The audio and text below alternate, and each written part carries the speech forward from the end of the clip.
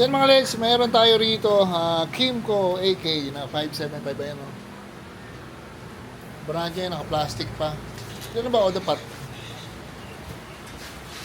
So, kakapitan to natin ng ilaw sa kabusina at cellphone holder. Ito yung cellphone holder, nakakabit na.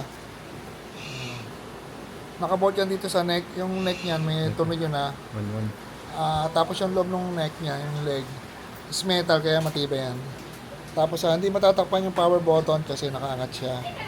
Meron tayong ganito para sa premium saka sa standard. At 575 same lang to ng premium. Tapos may dala sila sir na AES. Ito ang laki ng ilaw. Tapos yung bracket, sa atin yan, bracket by Nelson. Stainless na powder coated, nakatuloy sa metal part. Ito, nakatuloy dito yan.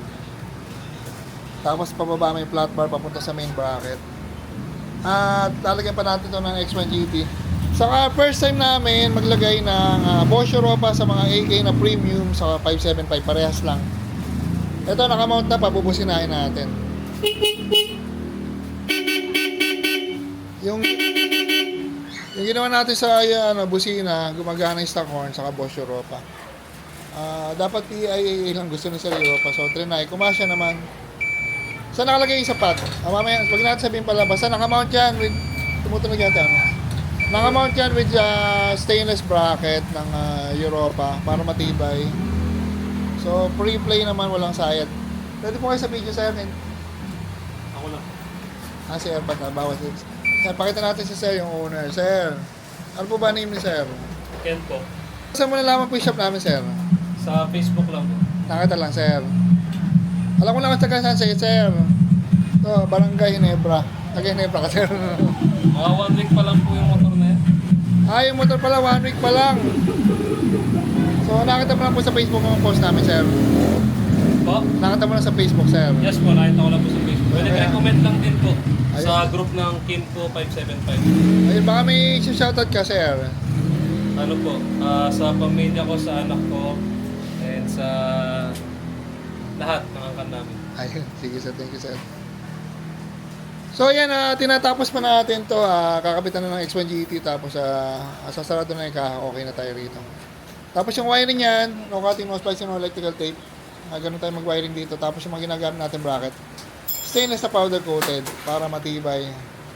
100% no rusting yan. So, yan. Yan, kapitan namin yung Bosch Europa, yung AES na auxiliary light, saka yung Zenlo M5 Plus. Pero light din yan, sariling brand. So, first time namin maglagay ng Bosch Europa rito, pabusin ng apat.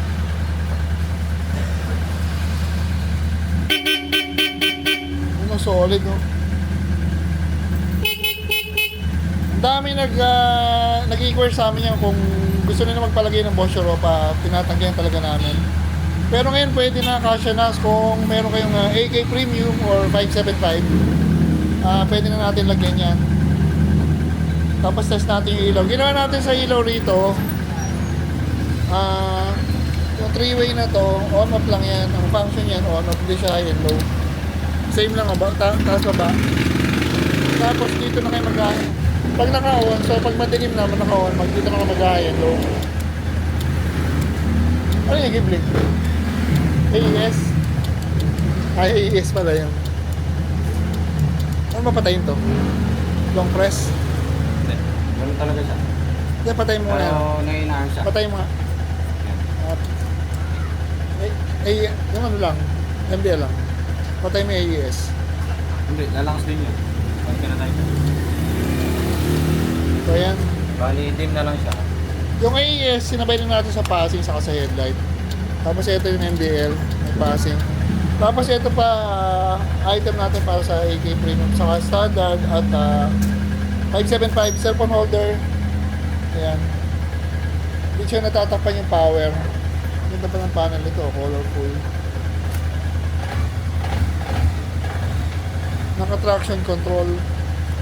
Hindi ko alam mode nito eh. So yan. Yung sa atin kasi standard eh. So lahat ng wiring nito ng ating mag-spice yung electrical tape. Tapos kakabit na ika. Yan, may ilaw na si Sir. Meron siyang flat type saka spot type.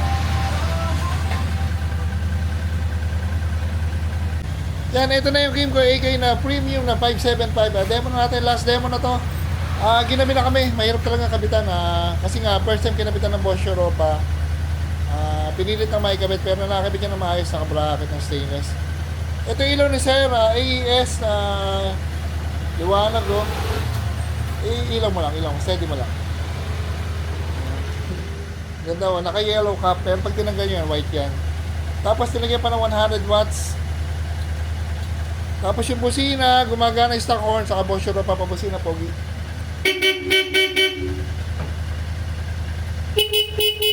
Yan, sa pagkakalam ko, first time pa lang na AK Premium na may Europa.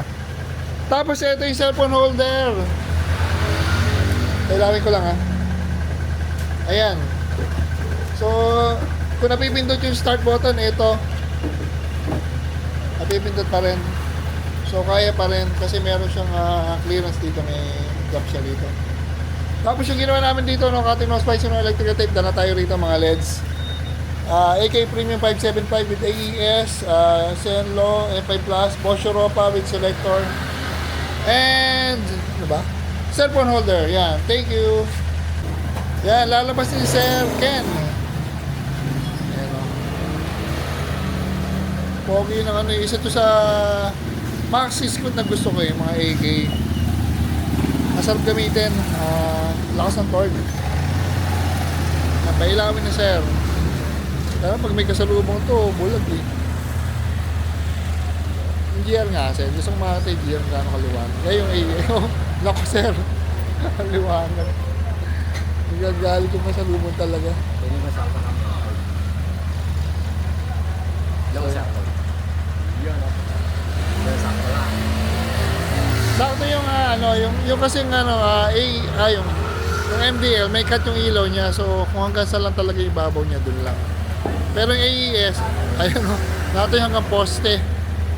Tanongin natin Sir Ken. Sen, tama ba Sir Ken? Uwi na kayo Sir. Uwi na po kami. Satisfied po. Ay, thank you very much Sir.